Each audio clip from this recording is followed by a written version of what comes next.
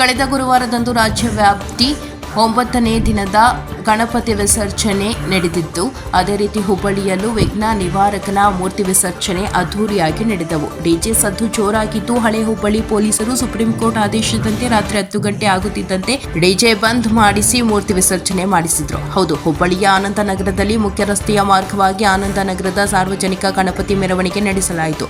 ಈ ವೇಳೆ ತಮ್ಮ ಏರಿಯಾ ಗಣಪತಿ ಮೂರ್ತಿ ಮುಂಭಾಗದ ಡಿಜೆ ಹಾಡುಗಳಿಗೆ ಯುವ ಪಡೆ ಭರ್ಜರಿ ಸ್ಟೆಪ್ ಹಾಕಿದ್ರು. ರಾತ್ರಿ 9 ಗಂಟೆ 57 ನಿಮಿಷ ಆಗುತ್ತಿದ್ದಂತೆ ಹಳೆ ಹುಬ್ಬಳ್ಳಿ ಪೊಲೀಸರು ಮೆರವಣಿಗೆ ಮಧ್ಯ ಪ್ರವೇಶ ಮಾಡಿ ಡಿಜೆ ಸಿಸ್ಟಮ್ ಬಂದ್ ಮಾಡಿಸಿದ್ರು. ಇನ್ನು ಪೊಲೀಸರು ಕಾನೂನು ಪಾಲನೆಗೆ ಸ್ಥಳೀಯ ಗಣೇಶ ಮಂಡಳಿ ಸೇರಿ ಸಾರ್ವಜನಿಕರು ಸಾಥ್ ನೀಡಿ ಎಲ್ಲರೂ ಸಾಮಾಜಿಕ ಜವಾಬ್ದಾರಿ ಮೆರೆದ್ರು. ಡಿಜೆ ಬಂದ್ ಆಗುತ್ತಿದ್ದಂತೆ ಸೈಲೆಂಟ್ ಆಗಿಯೇ ವಿಘ್ನ ನಿವಾರಕ ಮೂರ್ತಿ ವಿಸರ್ಜನೆ ಕಾರ್ಯ ನಡೆಯಿತು. ಒಟ್ಟಿನಲ್ಲಿ ಹಳೆ ಹುಬ್ಬಳ್ಳಿ ಠಾಣೆಯ ಸಿಪಿಐ ಸಿಂಧನೂರು, ಪಿಎಸ್ಐ ವಿಶ್ವನಾಥ್ ಸೇರಿದಂತೆ ಎಲ್ಲ ಸಿಬ್ಬಂದಿಗಳು ಸುಪ್ರೀಂ ಕೋರ್ಟ್ ಆದೇಶವನ್ನು ಕಟ್ಟುನಿಟ್ಟಾಗಿ ಪಾಲನೆ ಮಾಡಿದ್ದು, ಸಾರ್ವಜನಿಕರು ಇದಕ್ಕೆ ಸಹಕರಿಸಿರುವುದು ಗಮನ ಸೆಳೆಯಿತು. ಬ್ಯೂರೋ ರಿಪೋರ್ಟರ್ ಸಂತೋಷ ಮೇದಾರ, ಹುಬ್ಬಳ್ಳಿ.